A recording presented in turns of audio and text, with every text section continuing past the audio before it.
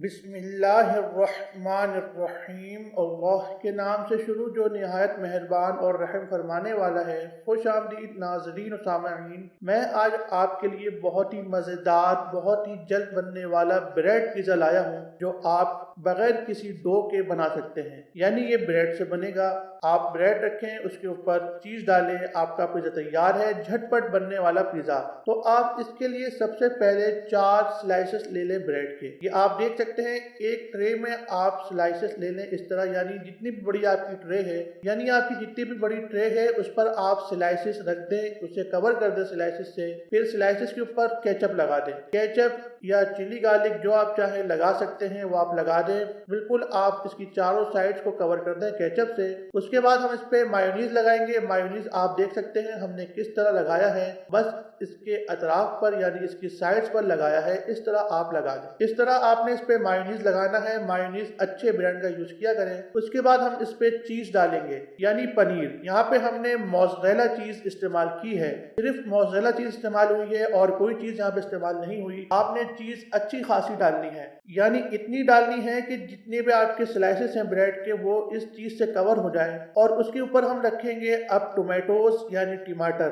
टमाटर के स्लाइसेस हमने काट लिए हैं, इसके ऊपर रख दें। शिमला मिर्च यानी कैप्सिकम, वो भी आप रख सकते हैं, ठीक है। उसके बाद हम इस पे ऑलिव्स यानी जैतून रख रहे हैं और उसके बाद हम इस पे छिड़केंगे यानी स्प्रिंकल करेंगे ऑरिगेनो।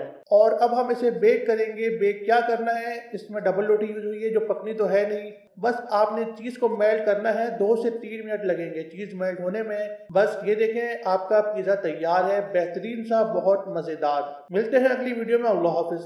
बिस्मिल्लाहिर्रहमानिर्रहीम।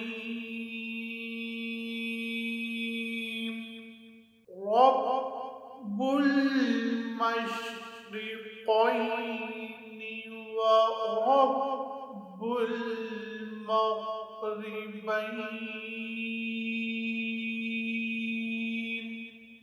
फ़बिअय्यि आलाइ रब्बिकुमा